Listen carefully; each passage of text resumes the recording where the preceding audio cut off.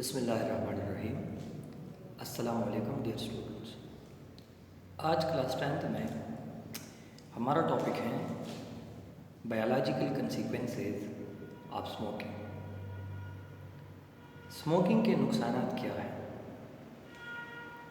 सबसे पहले आप ये बात जहन में नोट कर लें कि मुख्तलिफ़ चीज़ें ऐसी हैं जिससे इंसान एडिक्ट हो जाता है। स्मोकिंग में सबसे जो इंतहाई ख़तरनाक चीज़ है वो बेसिकली ये एडिक्शन है। एडिक्शन का मतलब ये है कि किसी चीज़ के लिए अनकंट्रोल्ड डिज़ायर, एक चीज़ का आपको पता होगा कि इसमें नुकसान है, फाइनेंशियली भी, हेल्थ के लिहाज से भी, फिर भी आप वो चीज़ करते हैं, तो ये एडिक्शन है। एडिक्शन मीन दैट कि फिर आप उससे आसानी के साथ छोड़ नहीं सकते, आप आदी बन जाते हैं। तो बेसिकली स्मोकिंग में आदी बनना इंतहाई एक ख़तरनाक चीज़ है, फिर इसका छोड़ना एक बड़ा प्रॉब्लम होता है। स्मोकिंग हमारे पास वो अमल है जिसमें मोस्टली टोबैको का प्लांट उसको लट किया जाता है, उसको जलाकर बर्निंग के अमल होते हैं और इनका जो स्मोक होता है वो इनहेल किया जाता है।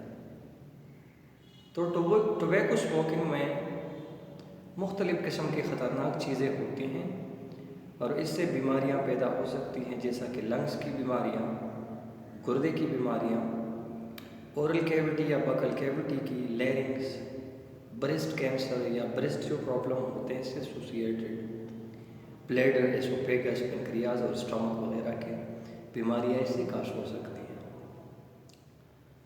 टोबैको का जो स्मोक होता है, जब टोबैको प्लांट जलता है तो इसका जो स्मोक होता है उसमें 4000 मुख्तलिफ़ अक़साम के केमिकल्स होते हैं और उसी 4000 केमिकल्स में से 69 केमिकल्स ऐसे हैं जो वेल नोन कार्सिनोजिन है। कार्सिनोजिन का मतलब होता है वो केमिकल जिसकी वजह से कैंसर काश होता है। तो टोबैको प्लांट में 69 डिफरेंट टाइप्स ऑफ कार्सिनोजिन पाए जाते हैं जो बॉडी में कैंसर काश करता है। इनके इफेक्ट्स क्या है और इसमें मेजर चीज़ें कौन से हैं? The majority of the particulate matter inhaled by the smoker is composed of tar. जो स्मोक्ड टोबैको स्मोक जो स्मोकर इनहेल करता है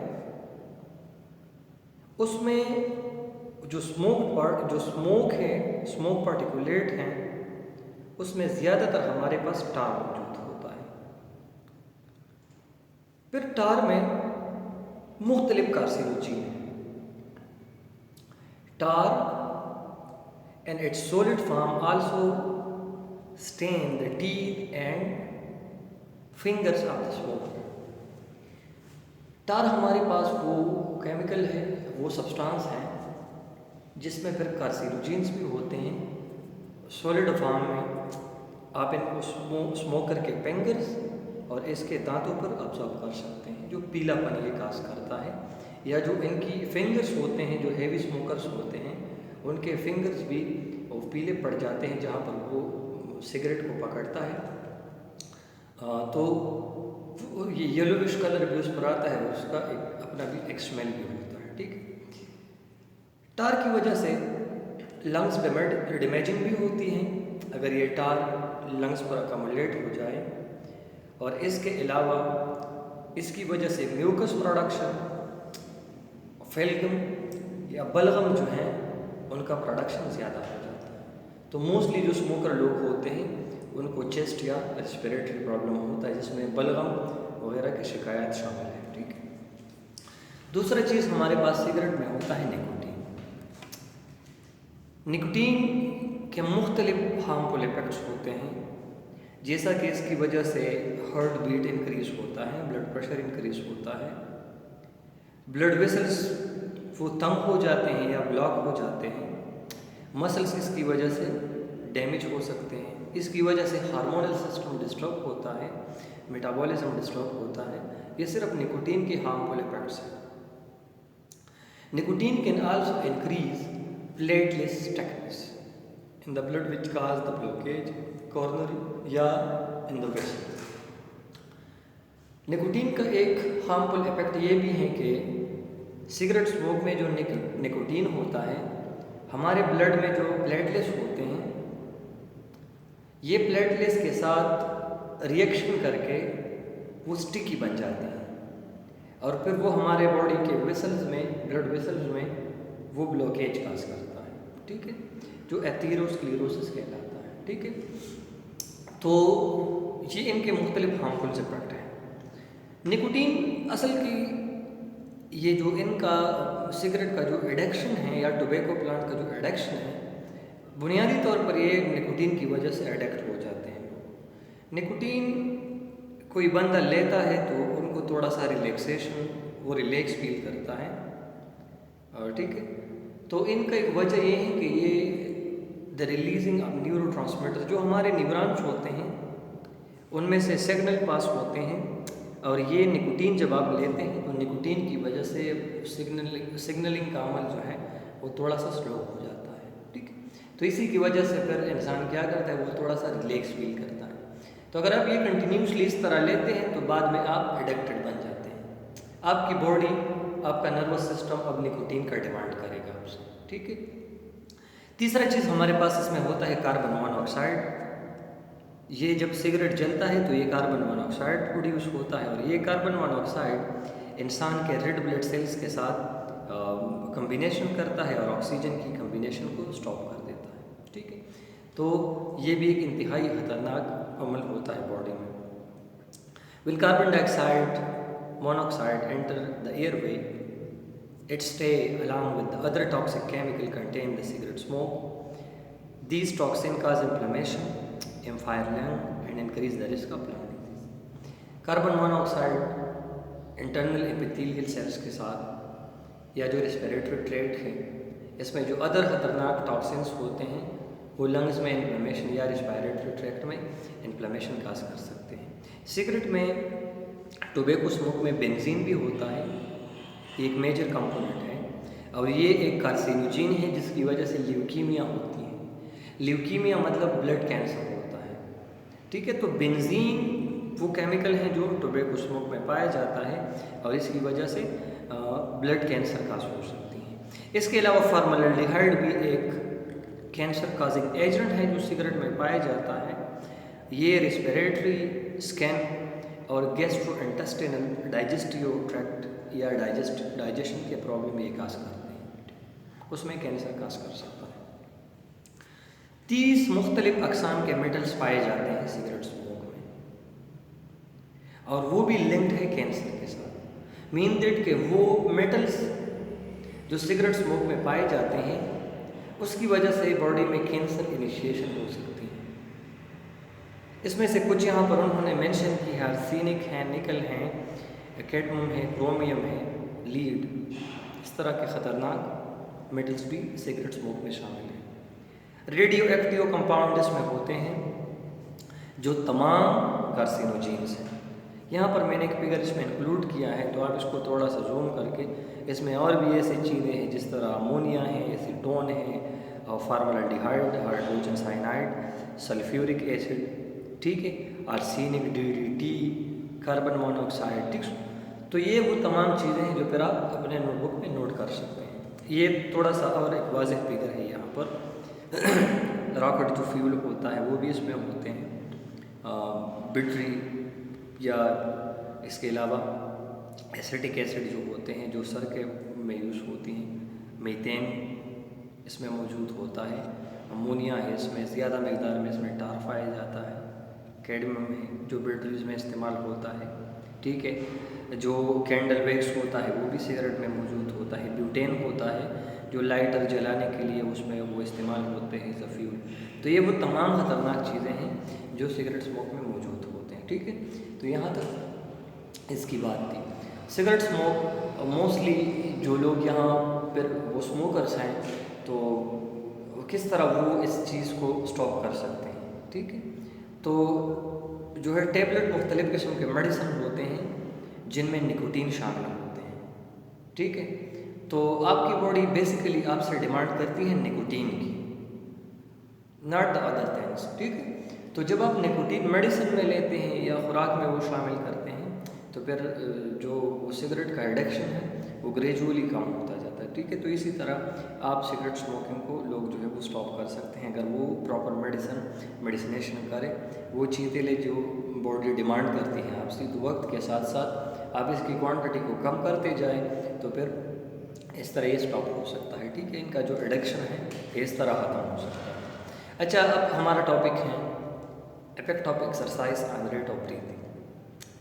जब हम एक्सरसाइज करते हैं, फिजिकल एक्टिविटी करते हैं, ब्रीथिंग रेट पर इसका क्या इफेक्ट होगा। तो रिस्क कंडीशन में एक नॉर्मल इंसान का ब्रीथिंग रेट होता है 15 to 20 बीट्स पर मिनट या 15 to 20 टाइम्स पर मिनट। 15 से लेकर 20 मिनट तक एक नॉर्मल इंसान रिस्ट कंडीशन में वो ब्रीथिंग करता है। सांस लेने का जो अमल है वो 1 मिनट में इतना होता है। अगर एक्सरसाइज करता है वो तो डेफिनेटली एक्सरसाइज के दौरान हमें ज़्यादा एनर्जी चाहिए। ज़्यादा एनर्जी के लिए हमें ज़्यादा रिस्पायरेशन का अमल चाहिए और ज़्यादा रिस्पायरेशन के लिए हमें ज़्यादा ऑक्सीजन चाहिए। अब ज़्यादा ऑक्सीजन तब ट्रांसपोर्ट होगा जब ब्रीथिंग का प्रोसेस इंक्रीज हो जाता है। तो जितना आपके साथ डिमांड ऑफ एनर्जी इंक्रीज हो जाता है उतना आपका ब्रीथिंग रेट इंक्रीज होगा। ठीक है, अब यहाँ पर देखिए 2 चीज़ें होती हैं किस तरह हमारा ब्रीथिंग रेट इंक्रीज हो जाता है। तो सबसे पहले जब हम एक्सरसाइज या कोई फिजिकल एक्टिविटी स्टार्ट करते हैं तो वहाँ पर रेस्पिरेशन का अमल होता है टू ऑब्टेन एनर्जी। अब रेस्पिरेशन के अमल के दौरान हमारे पास carbon dioxide as a byproduct release होता है। अब ये कार्बन डाइऑक्साइड जब ब्लड में आता है इनका रिमूवल ज़रूरी है। अगर कार्बन डाइऑक्साइड मिकदार में ज़्यादा हो जाए तो ये डिसोसिएट होता है और ये ब्लड को एसिडिक करता है। ठीक है, ये एसिडिक करता है, ये एक एसिडिक गैस है। तो अब जिस ब्लड में कार्बन डाइऑक्साइड मौजूद है जब वो ब्लड पास हो जाती है इंसान के दिमाग से और मोस्टली मेडुला ओब्लांगेटा से जो ब्रीथिंग सेंटर कहलाता है, तो वो इस बात को डिटेक्ट करता है कि अब ब्लड में कार्बन डाइऑक्साइड का मिकदार नॉर्मल से ज़्यादा है। तो ऊपर से हमारे ब्रेन से मेडुला ओब्लांगेटा सिग्नल भेजते हैं हमारे डायफ्राम में और हमारे रिब मसल्स को कि आप स्पीड को ज़्यादा कर लें। तो जब डायफ्राम और जो इंटरकोस्टल मसल होते हैं बिटवीन द रिब्स जब वो ज़्यादा स्पीड के साथ कंट्रैक्ट और रिलैक्स हो जाते हैं तो डेफिनेटली हमारा जो ब्रीथिंग रेट है वो इंक्रीज़ हो जाता है। कितना ही इंक्रीज़ हो सकता है, 30 से लेकर 40 पर आता है। 15 से लेकर 20 ये नॉर्मल है, फिर डिपेंड करता है आपकी एक्टिविटी पर। तो इसी तरीके से इंसान का जो ब्रीथिंग रेट है, जो सांस लेने का अमल है, वो इसी वजह से ज़्यादा हो जाता है। ठीक है, इसके बाद air component, inspired air, expired air. इस टेबल का मतलब ये है कि जो एयर हम माहौल को देते हैं अपनी बॉडी से, जो गैसेस, उसमें कौन कौन से गैस कितने कंसंट्रेशन में हैं, और जो माहौल से हम गैसेस इनहेल करते हैं इसमें ऑक्सीजन, कार्बन डाइऑक्साइड या अदर गैसेस कितने कंसंट्रेशन में होते हैं, इनकी टेम्परेचर वगैरह की भी बात है। सबसे पहले हमारे पास है ऑक्सीजन।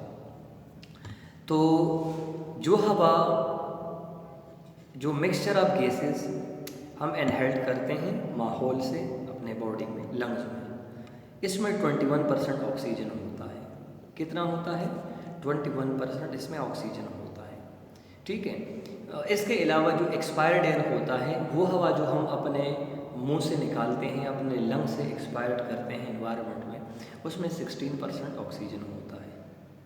16% उसमें भी ऑक्सीजन होता है।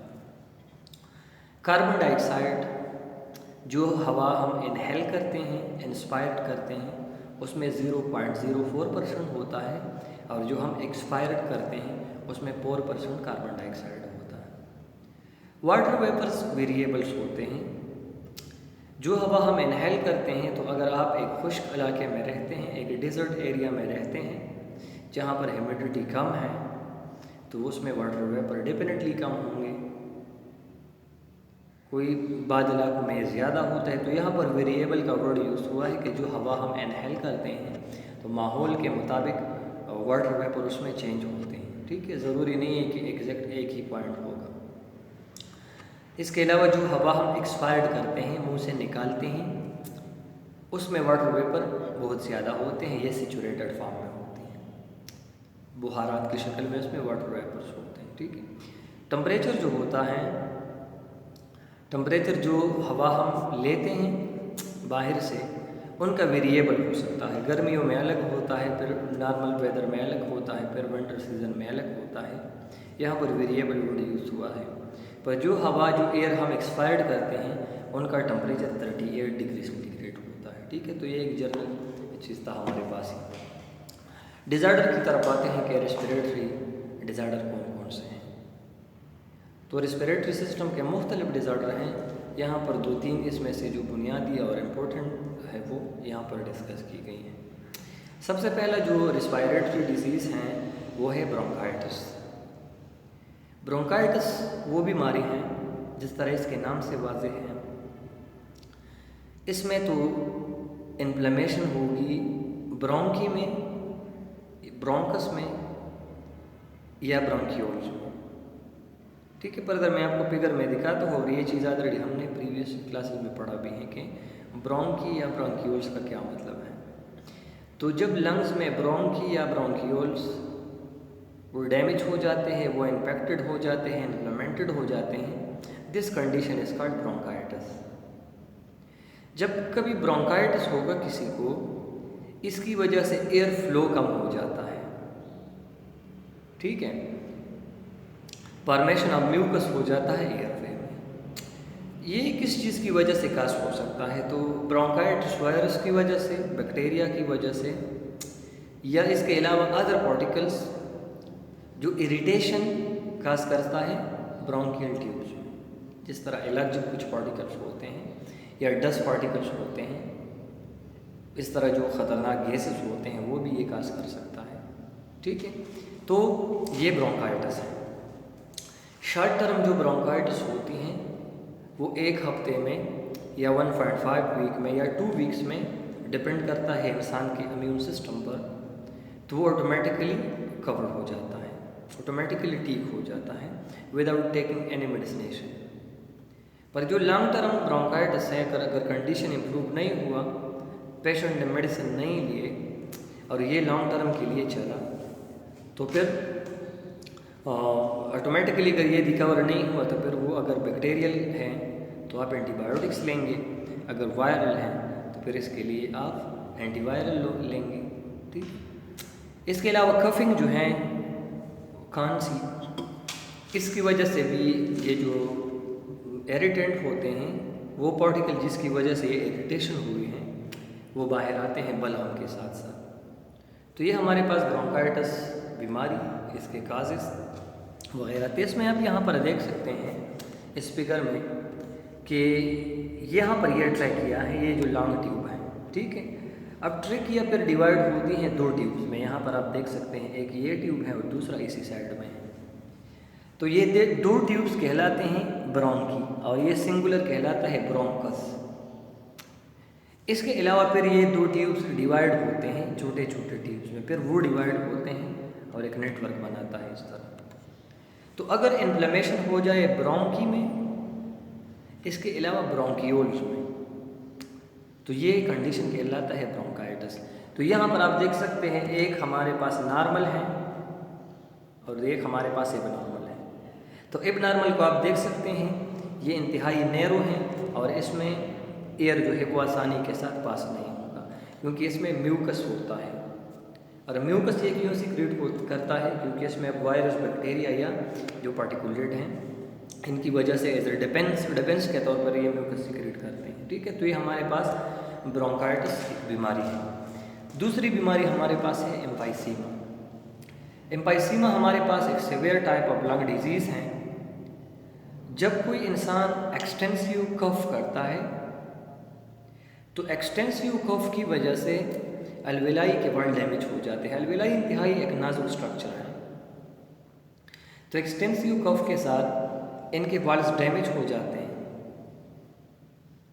इन्वायरमेंटल पोल्यूशन की वजह से भी एम्फाइसीमा हो सकता है, सिगरेट स्मोक की वजह से भी हो सकता है। ठीक है, और सबसे इसके असल बात, इम्पोर्टेंट बात इसमें यह है कि एम्फाइसीमा अगर किसी को हो जाए तो फिर ये इरिवर्सिबल है, ये परमानेंट है।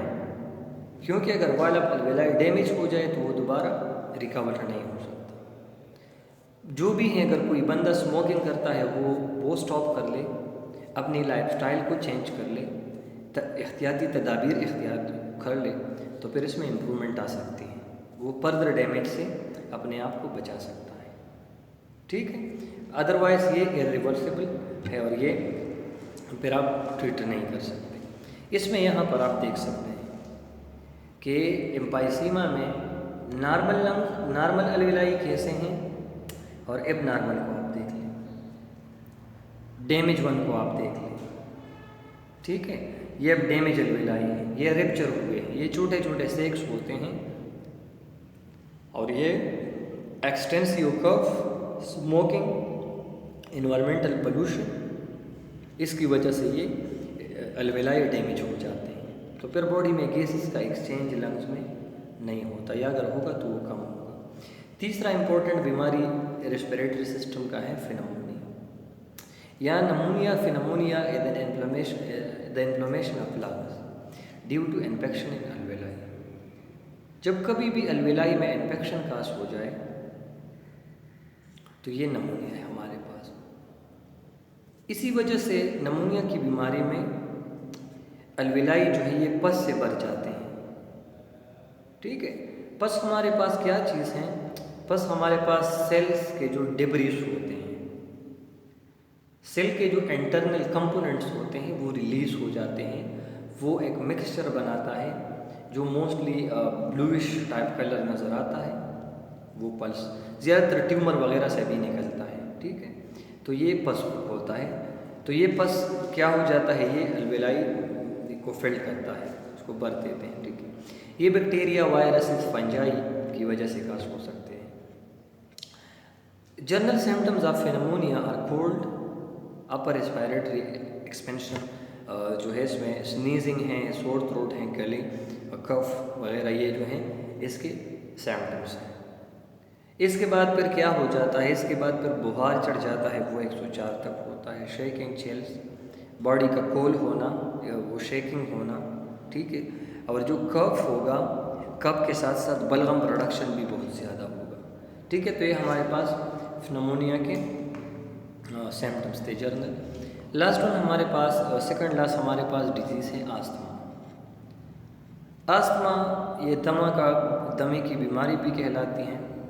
ठीक है, और ये एक कॉमन डिजीज़ है, ज़्यादातर लोगों को होता है हमारे यहाँ। तो अस्थमा इज़ द इन्फ्लेमेशन या swelling in wall of the bronchi and bronchioles. तो दोबारा ये बात रिपीट करते हैं कि अस्थमा में स्वेलिंग होगा ब्रोंकी में या ब्रोंक्यूल्स में, अलवेलाई की बात नहीं है। ब्रोंकी या ब्रोंक्यूल स्वेलअप हो जाते हैं या नैरो हो जाते हैं, जिसकी वजह से फिर एयर का पास होना मुश्किल या इवन समटाइम कम्प्लीटली स्टॉप होता है। सो लोगों को जब अस्थमा के अटैक होता है तो ब्रोंकी के वाल्स या ब्रोंक्यूल्स के वाल ये स्वेलअप हो जाते हैं, और जो हवा का रास्ता है वो बंद कर देता है, तो फिर से हवा पास नहीं हो सकती। तो इसी की वजह से शॉर्ट ब्रीथिंग होती है। ठीक है, शॉर्टनेस ऑफ ब्रीथ होता है, वीजिंग होता है, whistling sound and breathing out. ठीक है, जो साउंड प्रोड्यूस करता है अजीब से चेस्ट में। कफिंग है और चेस्ट टायर्डनेस, सीना जो है ये सख्त टाइटनेस इसमें फील होता है और कफ वगैरह भी आता है इसमें। तो आप लोग ये जहन में रखिए, अस्थमा का जो बीमारी है ये एलर्जिक डिजीज़ है। ये कौन सी बीमारी है? Asthma as an allergic disorder. ये एक एलर्जी की बीमारी है, ठीक है। तो यहाँ पर एलर्जीन का वर्ड यूज़ हुआ है। हर एक चीज़ जिसकी वजह से इंसान को एलर्जी हो जाता है वो चीज़ एलर्जीन कहलाता है। ये पोलन भी हो सकते हैं, ये डस्ट भी हो सकता है, ये इंसेक्ट स्टिंग भी हो सकता है, ये फूड भी हो सकता है, इवन कभी एनवायरमेंटल कंडीशन जैसा कि विंटर या गर्मी भी हो सकती हैं। तो ये तमाम चीज़ें एलर्जीन हैं। क्या है? ये एलर्जीन कहलाते हैं। तो asthma as an allergic disorder, ठीक है। तो ये एक एलर्जिक डिसऑर्डर है। और जब अस्थमा के पेशेंट में इस तरह की चीज़ें उनके बॉडी में चले जाते हैं तो उसको ये अटैक हो जाता है।